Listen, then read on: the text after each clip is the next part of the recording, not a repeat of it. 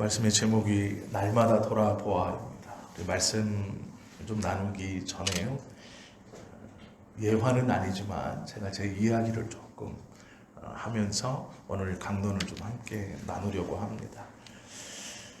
초등학교 4학년 시절에 아무것도 모르면서 첫 번째 서원을 했습니다. 중학교 2학년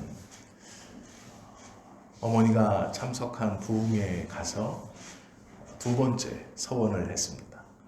그리고 고등학교 2학년에 세 번째 서원을 했습니다. 그리고 아무런 고민 없이 신학대학교에 진학을 했고 20살에서부터 교회를 섬겼습니다. 대학을 졸업하고 고향 교회의 목사님의 권고에 따라서 성결교 교단인 서울신학대학원에 입학시험을 받고 진학을 했습니다. 그리고 사역을 위해서 필리핀 마닐라에 있는 마닐라 한인연합교회의 중등부 전도사로 사역하면서 그 교회에서 사역하고 계신 장로교 목사님들을 만났습니다. 필리핀 사역을 마치고 한국에 돌아와서 아무렇지도 않게 대학원을 장로교 쪽으로 바꾸게 되었습니다. 그리고 대학원을 졸업하고 시간이 이제 한 10여 년 정도 흘러 목사 안수를 받는 날이 다가오게 되었습니다. 평소에는 한 번도 사역에 대해서 목회직에 대해서 고민하지 않았었는데 이제 막상 안수를 받는다라고 생각하니 이대로 내가 목회를 할 수 있을까? 또 특별한 계기가 필요한 것은 아닌가? 하나님께 다시 한번 사명을 받아야 하는 것은 아닌가라는 생각이 제 스스로에게 들었습니다. 어떻게 할까 고민하다가 그래 금식을 하면서 기도를 해보자 라는 결심을 했습니다. 그리고 찾아간 곳이 한국에서 가장 많은 사람들이 모인다는 오살리 금식 기도원이었습니다. 그곳에 버스를 타고 가서 정류장에 내려 그 교회 기도원 버스를 타고 이제 기도원으로 갔습니다. 이제 곧 있으면 목사 안수를 받는다는 부담감을 안고 또 내가 금식을 잘할 수 있을까라는 그런 걱정도 안고 기도원에 도착했습니다. 그런데 이제 제 마음속에 첫 번째 실망감이 드는 것이 있었습니다. 그게 무엇이었냐면 기도원 버스에서 내리자마자 보여지는 그 기도원의 이름이었습니다. 최자실 목사 기념 금식 기도원 이렇게 써 있는 겁니다. 젊은 목회자의 마음에 그것이 좀 불편했습니다. 최자실 목사를 기념한다. 저런 말을 붙일 수 있을까? 물론 그냥 이름 중 하나이기 때문에 어떤 의미인지는 알지만 제 스스로는 불편했습니다. 목사를 기념한다. 거기서 조금 기분이 좀 별로 좋지 않았습니다. 방에서 짐을 풀고 숙소를 배정받고 방에서 짐을 푼 다음 큰 대성전으로 향했습니다. 성경책을 한 권 들고 들어가다 입구에 이사야 58장 6절의 말씀이 크게 써 있는 것을 보았습니다. 아마 가보신 분들은 보셨을 겁니다. 내가 기뻐하는 금식은 흉악의 결박을 풀어주며 멍에의 줄을 끌어주며 압제당하는 자를 자유하게 하며 모든 멍에를 꺾는 것이 아니겠느냐 라는 말씀이었습니다. 이것이 이사야 58장 6절의 말씀입니다. 금식하러 기도원에 가는 이유는 다양하겠지만 이 말씀보다 더 좋은 말씀은 없을 것입니다. 그런데 그 말씀을 눈에 들어와 읽으면서 또 한 번 마음이 불편했습니다. 제가 반골 기질이 좀 있어서 왜 불편했느냐? 저는 이 다음 말씀이 생각났기 때문입니다. 불현듯 머릿속에 이사야 58장 7절 말씀이 떠올랐습니다. 그 말씀은 이렇습니다. 또 줄인 자에게 내 양식을 나누어 주며 유리하는 빈민을 집에 들이며 헐벗은 자를 보면 입히며 또 내 고륙을 피하여 스스로 숨지 않은 것이 아니겠느냐라는 말씀입니다. 금식이 무엇인가? 결박을 풀어주고 소원을 들어주고 막힌 일을 뚫어주는 그것이 금식이 아니고 형제를 도와주고 벗은 자에게 입을 것을 주고 굶주린 자에게 먹을 것을 나누어 주는 것. 그것이 금식이구나.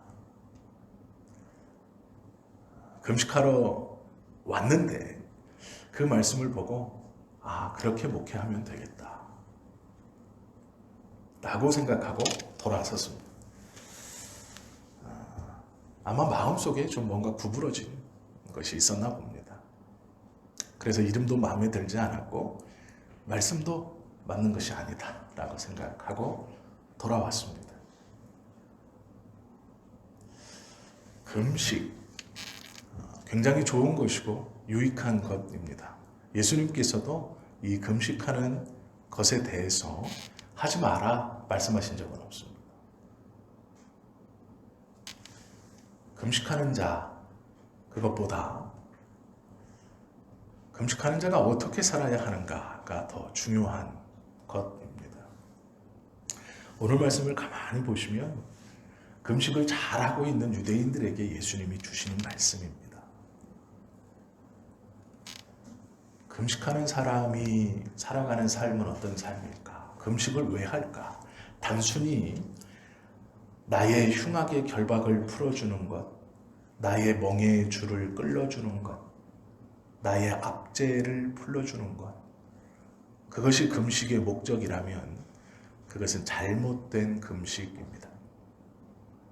금식하는 자의 삶은 벗은 자를 입힐 수 있는 삶이고 줄인 자에게 먹을 것을 나누어 줄 수 있는 삶이고 형제가 도움을 요청했을 때 거절하지 아니하는 그것이 금식하는 자의 삶입니다. 이것이 하나님이 기뻐하시는 금식하는 자의 모습입니다. 이런 삶이 없는 금식은 무의미합니다. 즉 오늘 우리가 읽은 이 말씀 속에서 우리는 믿는 자로서의 삶의 모습이 없는 믿는 자의 모양만 가지고 있는 것은 무의미하고 그것은 하나님의 백성의 모습이 아니고 하나님이 기뻐하시는 삶도 아니다 라는 것을 알면 되는 것입니다. 우리가 읽은 본문에 보시면 오해하는 유대인들이 등장합니다. 예수님께 찾아와 묻습니다. 예수님, 왜 당신의 제자들은 금식하지 않습니까? 요한의 제자들과 바리새인과 바리사인의 제자들은 금식하고 있는데 왜 유독 당신의 제자들은 금식하지 않습니까? 라고 묻는 것이죠. 이러한 질문의 대답을 정확히 이해하기 위해서는 마가복음 2장 전체를 이해해야 합니다. 마가복음 2장 전체를 통해 예수님께서 강조하시는 것은 신앙의 대상이 누구인가, 즉 예수님 자신이 누구인가에 대한 대답입니다. 그래서 1절부터 12절까지는 중풍병자를 고치시는 이적이 기록되어 있습니다. 그런데 그 중풍병자의 병을 고쳐주시기 이전에 놀랍게도 죄에 대한 사죄의 말씀을 먼저 하십니다. 병을 고치는 것이 중요한 것이 아니라 죄사함의 권세가 내게 있다 라는 것을 먼저 그들로 알게 하시고자 하심입니다. 이것이 1절부터 12절까지의 내용입니다. 병을 고친다는 것은 하나님만이 가지고 있는 은혜의 방편 중 하나였습니다. 죄를 사한다는 것은 더욱더 하나님께만 있는 고유한 권한입니다. 그러나 예수님께서 이 죄사함의 말씀을 주시면서 나와 하나님이 같다라고 가르침을 주신 것이죠. 이것은 놀라운 자신의 드러냄이고 표현입니다. 죄를 사하겠다라는 것은 예수님 스스로 하나님이시다라는 것을 보여주시고 증거하는 일입니다. 이것은 놀라운 것입니다. 그러나 그 자리에 있던 어떤 누구도 그것을 제대로 이해하지 못했습니다. 이후에 예수님께서는 13절부터 17절에 이르러 세리 마태를 제자로 부르시고 그의 집에서 음식을 잡수십니다. 또한 당시에 죄인들이라 여겼던 많은 죄인들이라고 여겼던 사람들과 교류하시고 친구로 삼아 주십니다. 유대인들에게 있어서 예수님께서 먼저 말씀하신 죄를 사하겠다라는 이 권위의 말씀과 죄인들과 친구가 되어 먹고 마신다라는 것은 경건한 유대인들의 입장에서 모두 다 파격적인 행동이고 말씀입니다. 그들은 정신이 없었습니다. 예수 공동체, 그 예수 공동체의 중심인 예수님께서 많은 이들에게 공공연하게 던지고 있는 말들, 그 말들은 그들이 이해하기에 도저히 감당할 수 있는 수준들의 말이 아니었고 수준의 행동이 아니었습니다. 이 뒤에 보시면 내가 안식일의 주인이다 라고까지 나아가십니다. 마가복음 2장의 시작은 내 죄를 사해 주겠다 라는 말로 하시고 죄인들과 친구가 되어 먹고 마시며 나중에는 안식일의 주인이다 라고까지 선언하십니다. 안식일이 사람을 위하여 있는 것이다 라고 말씀하십니다. 그것이 2장 27절, 28절의 내용입니다. 우리가 당시 유대인이라고 생각한다면 이런 예수님의 말씀을 인정할 수 있는가? 그럴 수 없습니다. 근본도 없는 목수 출신의 젊은이가 어느 날 자신들이 생명처럼 여기고 있는 모든 것들을 뒤집어 엎는 말을 하며 참남하게도 하나님의 아들이라고 그것을 떠나 하나님과 동등한 권위를 보여주고 또 하나님을 예배하는 안식일조차 나의 것이다 라고 말하는 것을 어느 누가 이해할 수 있겠습니까? 이런 혼란 속에서 오늘 이야기가 시작됩니다. 금식입니다. 예수님께서는 분명히 의도가 있으셨을 것입니다. 와서 묻습니다. 요한의 제자들은 금식합니다. 바리사인의 제자들도 금식합니다. 그러나 왜 당신의 제자들은 금식하지 않습니다? 예수님께의 답변은 아주 간단하죠. 혼인잔치에서 신랑과 함께 있을 때 친구들은 금식하지 않는다. 그러나 신랑을 빼앗기는 날이 오면 그들은 금식할 것이다. 신랑을 빼앗긴다는 말은 여러 가지 해석이 가능합니다. 오늘은 그것을 보는 것이 아니기 때문에 그냥 본문 그대로 각자의 느낌 그대로 이해하셔도 큰 문제는 없을 겁니다. 그러면 이 금식에 대한 이야기를 왜 하셨는가가 중요합니다. 바리새인들이 붙들고 있는 신앙이 무엇이길래 예수님께서는 하지 말라는 것이 아니고 그 금식에 대해서 꼭 걸고 넘어가셔야 했는가? 이스라엘 사람들은 레위기 16장 29절의 말씀을 붙들고 1년에 하루 대속죄일을 결정하여서 온 유대의 사람들이 금식했습니다. 1년에 하루입니다. 이것이 속죄일입니다. 이것은 하나님께서 친히 말씀해 주신 것입니다. 그래서 이스라엘의 모든 사람들은 그 1년에 하루를 정하여 그날을 대속죄일로 선언했고 그 속죄일에 맞춰서 과거에서부터 지금까지 모든 유대인들은 그날을 철저하게 지키기를 원했고 또 지키고 있었습니다. 그 중에 바리새인들은 이 당시 약 6천 명의 사람으로 조직된 그룹으로 이들은 율법을 지키기에 일반인들보다 더 열심이었습니다. 그들은 일주일에 2번 월요일과 목요일 오전 6시부터 오후 6시까지 금식했습니다. 1년에 한 번 하는 것이 아니고 하루에 한 끼를 하는 것도 아니고 일주일에 2번 월요일과 목요일 오전 6시부터 오후 6시까지 그들은 일주일에 2번씩 시간을 정해 정확하게 금식했습니다. 아마 2날 중 한 날이었을 것입니다. 월요일이거나 목요일이었을 것입니다. 그들은 하던 대로 자연스럽게 오전 6시부터 오후 6시까지 금식하고 있었을 것입니다. 그러나 놀랍게도 하나님의 말씀을 전하고 하나님의 나라를 전한다는 예수 공동체 어떤 누구도 금식하지 않습니다. 그러기에 물은 것입니다. 왜 너희들은 금식하지 않는가? 기본이 되어 있지 않다라는 것이죠. 바리새인들은 누가복음 18장 12절의 말씀에 보시면 세리와 죄인들보다 자기가 더 거룩한 듯 하며 일회에 2번씩 금식한다고 자랑했습니다. 누가복음 18장 12절에 보면 나는 일회에 2번씩 금식하고 근체와 11조를 드린다라고 자랑합니다. 마태복음 6장 16절에서 18절까지 말씀에 보면 이런 말씀이 있습니다. 금식할 때에 너희는 외식하는 자들과 같이 슬픈 기색을 보이지 말라. 슬픈 기색을 보이는 자가 외식하는 자다라는 말씀이죠. 그들은 금식하는 것을 사람에게 보이려고 얼굴을 흉하게 하느니라. 내가 진실로 너희에게 이르노니 그들은 자기 상을 이미 받았느니라. 너는 금식할 때에 머리에 기름을 바르고 얼굴을 씻으라.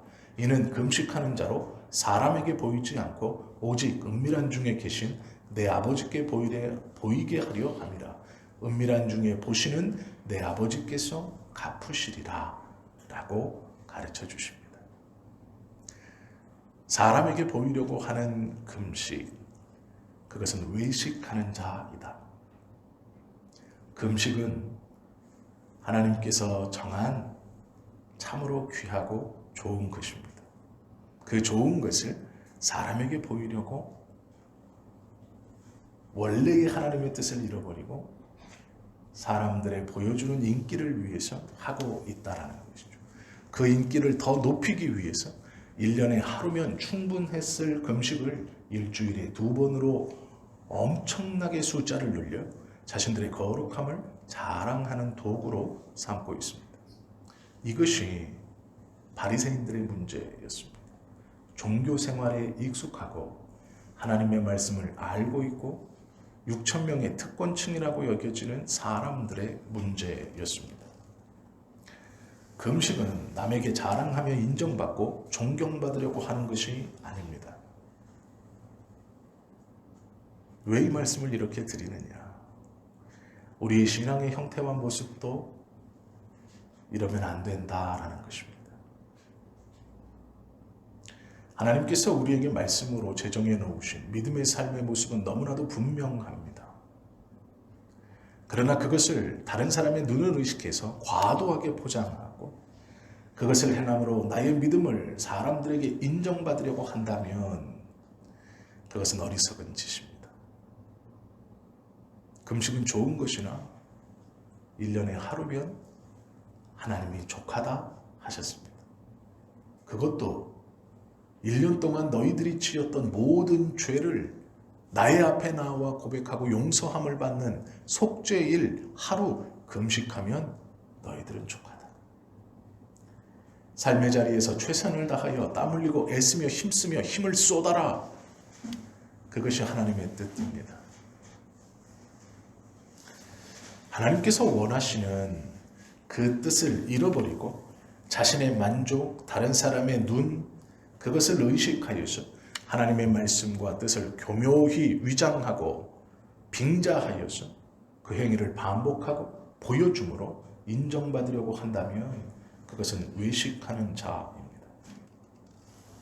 신앙의 본질과 신앙의 행위의 이유를 상실할 때 그것은 더 이상 그것은 더 이상 믿음의 하나님의 자녀의 삶이 되지 못하는 것입니다. 예수님께서 이것을 말씀하신 것입니다. 이렇게 말씀하시면서 두 번째의 비유를 말씀하시며 두 가지를 말씀해 줍니다. 하나는 옷을 깁는 것이고 또 하나는 포도주에 관한 말씀입니다. 입고 있는 옷이 헐어 찢어졌을 때 그 찢어진 부위를 꿰매며 새로운 천으로 덧대지 않는 것, 그것은 새로운 천이 건조한 날씨 수분을 빼앗겨 수축이 될 때 헌 옷을 잡아당겨 다시 찢어진다 라고 가르쳐 주시는 것이고, 새로운 포도주를 담을 때 수분이 있고 기름기가 있는 새 가죽 부대에 넣지 않고 오래되어 딱딱하게 굳어버린 가죽 부대에 넣는다면 새 포도주가 발효하며 내뿜는 가스를 감당하지 못하여 가죽 부대가 터지고 찢어지게 되고 그 안에 내용물도 다 새어 못 쓰게 된다라는 것을 말씀하십니다. 새 포도주는 새 부대에 담아야 하느니라 라고 말씀해 주십니다. 안식일의 주인이다. 예배를 어떻게 드려야 하는가? 신앙생활을 어떻게 해야 하는가? 너희가 그렇게 자주 하는 금식, 지금 문제 삼는 그 금식, 종교 행위의 의의가 무엇인가를 우리에게 알려주시기 위함입니다. 사도행전 7장에 보면 이 말씀이 이루어지는 것을 봅니다. 스데반은 예수님께서 하신 말씀 그대로를 설교했습니다. 유대인들은 그 말씀을 받지 못했습니다. 이미 딱딱하게 굳어진 헌 가죽 부대 같은 그들은 예수님께서 전하신 그 말씀을 담지 못하고 그 말씀을 전하는 스데반을 돌로 치려 하였습니다. 결국엔 그 스데반을 돌로 쳐 죽여버립니다. 사도행전 6장 13절부터의 내용은 이렇습니다. 거짓 증인들을 세우니 이르되 이 사람이 이 거룩한 곳과 율법을 거슬러 말하기를 마지 아니하는도다. 그의 말에 이 나사렛 예수가 이곳을 헐고 또 모세가 우리에게 전하여 준 규례를 고치겠다 함을 우리가 들었노라 하거늘 이라고 말합니다. 성전을 헐고 율법을 고치겠다고 말했던 예수님의 말 그대로를 스데반이 전했습니다. 요한복음 2장 19절에 보시면 예수께서 대답하여 이르시되 너희가 이 성전을 헐라 내가 사흘 동안에 일으키리라 말씀하셨습니다. 종교생활의 대표적인 행위인 금식, 바리새인들과 종교 지도자들을 꽉 누르고 있었던 신앙의 표본이라고 그들이 꽉 붙들고 있었던 금식, 그 금식의 정신을 잃어버린 그들에게 예수님은 너희들이 원하는 그 금식, 너희들이 생각하는 이 성전, 하나님이 너희들을 만나는 대표적 장소인 성전과 너희가 하나님께 영광을 돌려드린다는 대표적인 행위인 금식, 이 모두가 다 너희의 생각대로 그렇게 이루어지는 것, 그것에 하나님을 가둬놓을 수 없다라는 말씀입니다. 스데반이 전한 설교는 어렵지 않습니다. 예수님께서 하신 말씀을 그대로 옮긴 것입니다. 내용은 이렇습니다. 스데반은 그의 설교를 통해 사도행전 7장 2절부터 보면 영광의 하나님이 성전이 아니라 메소포타미아 이방인의 땅에서 아브라함을 만났다라는 이야기를 하시고, 성전이 아니라 애굽 땅 종되었던 곳에서 요셉과 함께 하셨다라고 말씀합니다. 이스라엘을 광야에서 만나 주셨고 미디안 땅과 시내 광야에서 이스라엘 백성들을 붙들어 교회라고 부르시며 공동체라고 부르셨고 만나 주셨다라고 말씀하셨습니다. 하나님은 너희들이 붙들고 있는 그 고집스러운 신앙처럼 꼭 성전에서만, 금식을 통해서만 만나 주시거나 영광을 돌리는 것이 아니다 라고 스데반이 설교했습니다. 이것은 예수님의 가르침을 그대로 말씀해 주신 것입니다. 이미 딱딱하게 굳어버린 그들은 성전 외에, 금식 외에 하나님 앞에 새로운 종교 생활, 새로운 하나님께서 만나 주신다라는 것을 받아들이지 못하고 스데반을 돌로 쳐 죽입니다. 사도행전 7장 57절부터 보시면 그들이 큰 소리를 지르며 귀를 막고 일제히 그에게 달려들어 성 밖으로 내치고 돌로 칠세 증인들이 옷을 벗어 사울이라 하는 청년의 발 앞에 둔다 라고 기록되어 있습니다. 그들의 생각과 그들의 관습을 벗어나는 예수님의 가르침, 그것을 전하는 다른 사람도 그들은 용납하지 못했습니다. 그들은 자신들이 믿고 있는 것이 성경적인 것이 아니다라는 것을 들었을 때, 하나님의 뜻이 아니다라는 말을 들었을 때 돌아선 것이 아니라 분노했습니다. 하나님의 종을 쳐 죽인 것, 그리고 자신들의 신앙을 바꾸려고 하지 않고 자신들의 고집스러움을 계속 이어가려고 했습니다. 우리가 말씀을 듣고 성경을 배우며 하나님의 은혜로 이 성경을 함께 나누고 예배 때마다 또 공부하며 주님의 말씀을 배우고 듣습니다. 그때 이 성령님께서 말씀으로 우리의 마음을 치시는, 바꾸어야 한다라고 말씀하시는 우리의 모습이 있습니다. 어떠한 경우에서라도 말씀을 빗대어 자신의 부족함을 정당화하면 안 됩니다. 고쳐라 하는 것을 분명히 내 마음에 주시건만 다른 말씀을 교묘히 들어 이것 아닙니까? 그것은 핑계입니다. 믿는 자의 삶이 아닙니다. 그것은 올바른 신앙인의 모습이 아닙니다. 우리는 믿음, 또 어떠한 행위를 통해 자신의 부족함을 감추려 하고 자신의 마음을 속이려 합니다. 그것은 하나님이 원치 아니하시는 것이고 예수님께서 기뻐하지 아니하시는 것입니다. 성령께서 탄식하는 행위일 것입니다. 예배를 참석하지 않는 것보다 참석하는 것이 물론 좋습니다. 그러나 일주일에 한 번 예배를 참석해서 하나님 앞에 찬송하고 기도하는 것이 모든 것의 면죄부는 되지 못합니다.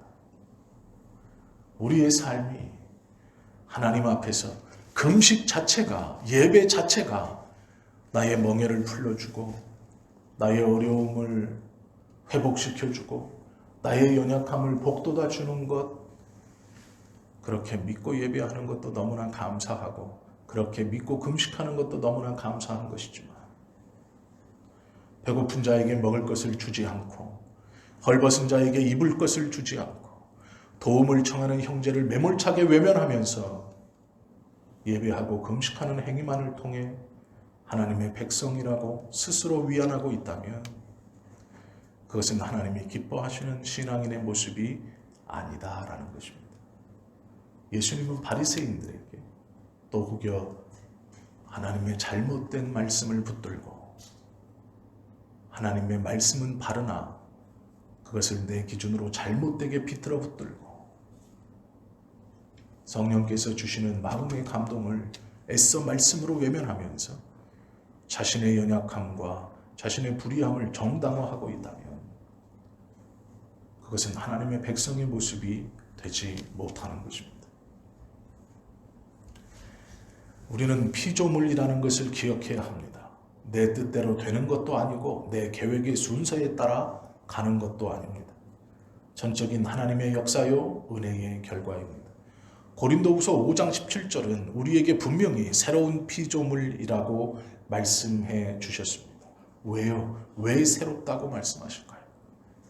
새 부대이기 때문에 새롭다고 말씀해 주시는 겁니다.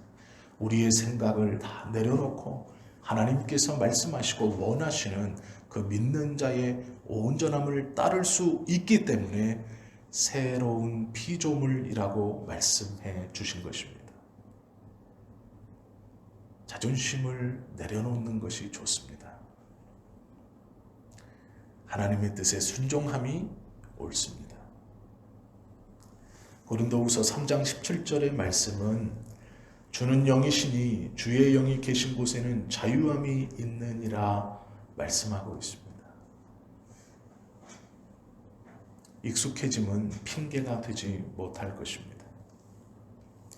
예배를 안 하는 것보다 물론 귀하고 기도를 안 하는 것보다 하는 것이 물론 귀합니다. 그러나 우리가 믿는 자로서의 행함 없이 공허한 외침만 하고 있다면 그것은 기도도 예배도 되지 못할 것입니다. 새 포도주를 담을 수 없는 뻑뻑해지고 딱딱해진 우리의 마음이라면 돌아서야 할 때입니다. 금식을 하고 11조와 헌금을 드리고 각종 예배에 참석하는 일 자체가 목적이 되어서는 안 됩니다. 하나님께서 우리에게 원하시는 신앙의 모습은 우리의 마음과 우리의 평소의 생활이 하나님의 말씀에 순종하는 모습이어야 한다라는 것이죠.